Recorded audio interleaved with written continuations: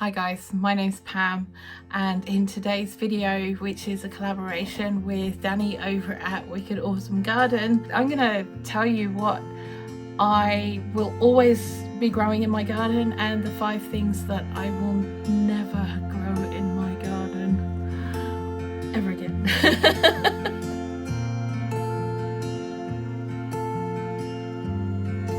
So I want to say thank you to Danny for inviting me to this collaboration. I do a lot of my own veg gardening.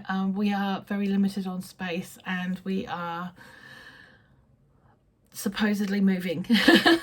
So we have to be very careful of what we do grow at the moment. We are under quite strict rules here as well. We're not allowed to actually make raised beds or anything like that.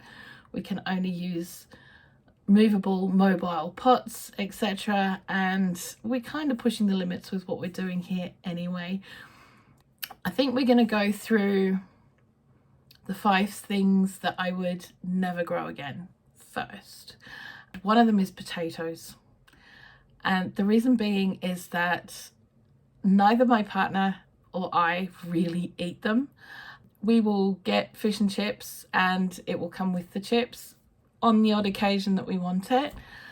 Maybe 3 times a year Tanny will make his chips and they are out of this world. Takes him an entire day to do them, but he just buys very specific potatoes for that, and it's only 3 times a year. Also, maybe 3 times a year we will have a roast dinner and we will buy potatoes specifically for that.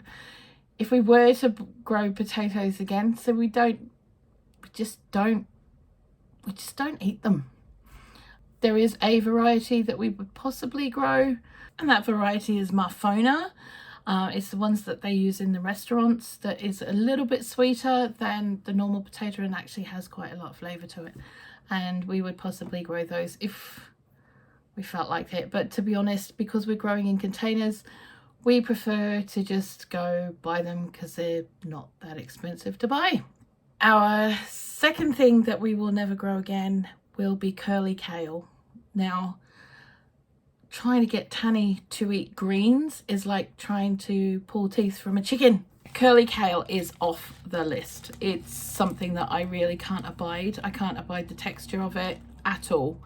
And as for flavour, I much prefer the black Tuscan kale. The big long ones, and since they're so expensive to buy over here, you get about 6 or 7 leaves for £2 at the moment, so I would much rather grow those than grow curly kale. It's off the list as well. Now, I did have a struggle trying to find things that I wouldn't grow, because I am the kind of person who will grow anything because I can, or I can give it a go at least. So I had to turn to Tanny for inspiration for this, and he said celery, because we go through so much of it and we have so little space to grow in. We want to concentrate our growing efforts while we live here on things that are expensive to buy and we may or may not be able to find them in the shops. So celery, we normally go through a celery a week, sometimes 2, depending on what time of year it is. So we've decided that celery, while we're living here, is not on the table at all. Our 4th one is onions. We use quite a lot of onions, and if we actually worked out how many onions we use in a year, and if we had to grow as many onions as we use in a year, we would have to grow 4 varieties and we would have to grow about 200 of each, and we just do not have the space for that. It's just not a possibility, unfortunately. So onions are now off the table as well. The 5th thing, we're not really sure actually if we have 5, to be honest, because as I said, we're happy to try anything at least once. For the most part, we are limited right now to what we can grow, so it would be a right now crop. We can't grow it right now, and that would be asparagus. The reason being that it does not do well in pots, it doesn't do well in containers at all, and it really needs its own bed to go in. And for us to grow asparagus would be wasteful, to be completely honest with you. Yeah, that's my 5 things that I won't be growing again, and a couple that we won't be growing until we move.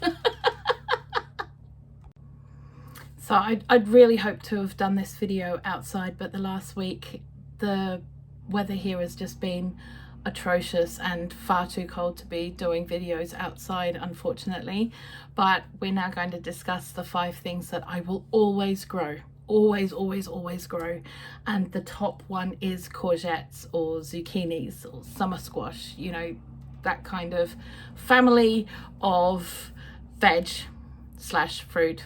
I'm a little bit of an addict, and for those of you who don't know, now you know. I am an addict. Last year I grew 7 different varieties. This year I have 14 varieties and possibly 15 depending when the plug plants arrive.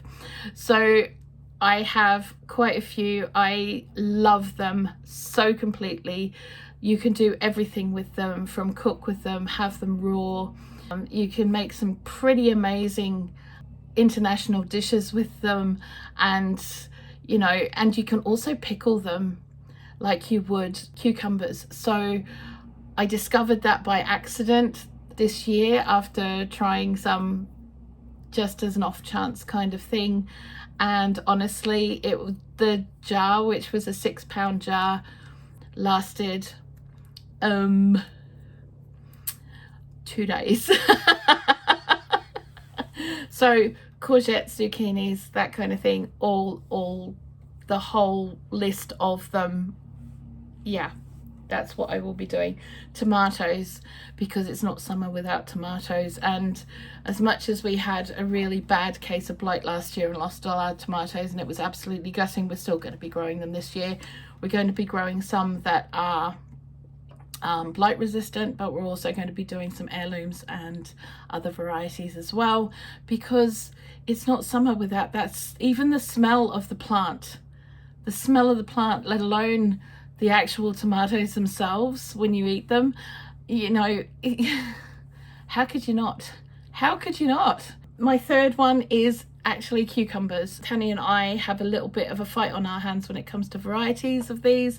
He absolutely adores the Market More. If it was up to me, that would have actually been on my list of things I'd never grow again.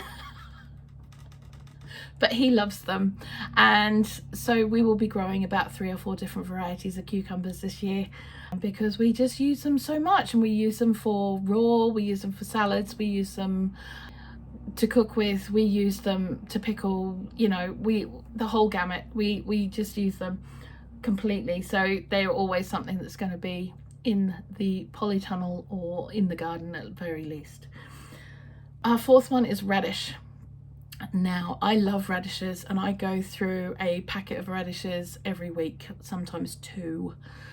But we choose to not grow them for the actual bulb because of that, because we would have no room for anything else if we just grew those. What we may do is start growing some daikon radish or mooli radish, which is a big long white one, because they are £1 each and quite expensive really for what they are. However, the normal radish we tend to grow because they bolt very quickly and they get the pods, and those pods, we get hundreds of pods every year, which are completely edible while they're green, and they taste like spicy peanuts and are great for pickling and in curries, etc. So we don't mind them bolting and doing that and collecting those seed pods. So yeah, always radishes.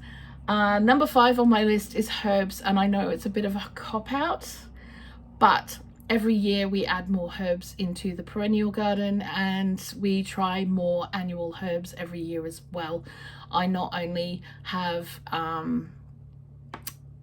ones that we use for cooking, but I also have medicinal herbs in the garden as well, and some that are used for dyeing clothing and fabrics, etc., because that's what I do.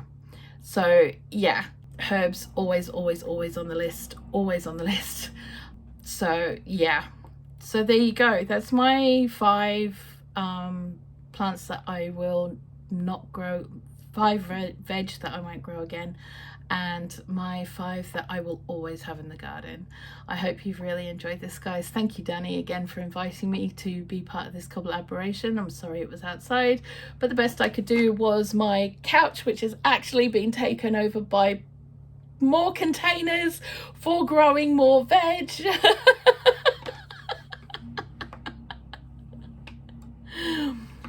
So yeah, hope you've really enjoyed it, guys. I will see you soon.